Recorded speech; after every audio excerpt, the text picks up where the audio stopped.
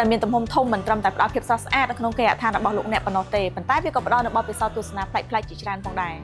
អញ្ចឹងនៅក្នុងវីដេអូថ្មីថ្ងៃនេះនាងខ្ញុំសូមនាំអារម្មណ៍លោកអ្នកទាំងអស់គ្នាឲ្យមកស្គាល់ជាមួយនឹងទូរទស្សន៍ Mark LG ទំហំ86 អ៊ីងនិងមានជាមួយនឹងលេខ model 86 Nano 80 ASA អញ្ចឹងយើងមកដឹងពីលក្ខណៈពិសេសរបស់ទូរទស្សន៍មួយនេះទាំងអស់គ្នា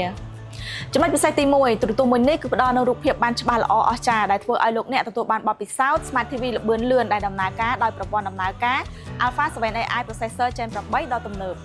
ចំណុចពិសេសទី2ផ្ដល់ឲ្យលោកអ្នកនៅការទស្សនាដោយផ្ទាល់ជាមួយនឹងរូបភាពកម្រិត 4K ដែលមានពណ៌ធម្មជាតិរស់រវើកនិងរូបភាពច្បាស់ម៉ត់គ្រប់ពណ៌ដែលធ្វើឲ្យរូបភាពមើលទៅមានភាពស្រស់ស្អាតដូចទៅនឹងភាពជាក់ស្ដែងនៃពិភពខាងក្រៅដែរ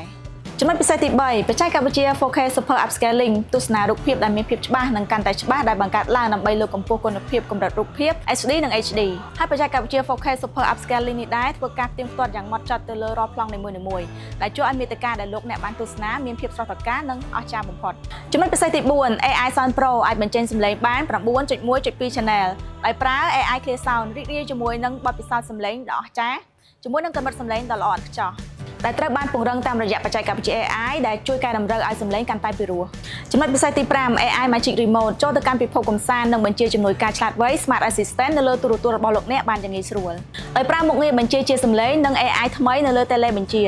មុខងារចង្អុលនិងអុសជួយឲ្យលោកអ្នកស្វែងរកមាតិកានៅលើកម្មវិធីកម្សាន្តដែលលោកអ្នកចូលចិត្តបានយ៉ាងឆាប់រហ័សសម្រាប់លោកអ្នកដែលកំពុងតែស្វែងរកទិញជាមួយនឹងទូរទស្សន៍ដែលមានទំហំធំនិងមានលក្ខណៈពិសេសច្រើនដូចនេះលោកអ្នកអាចធ្វើការស្វែងរកទិញបាននៅគ្រប់បណ្ដាសាខាទាំងអស់របស់ក្រុមហ៊ុន Samsung Micro សូមអរគុណសម្រាប់ការតាមដានទស្សនានៅវីដេអូជួបគ្នានៅវីដេអូក្រោយ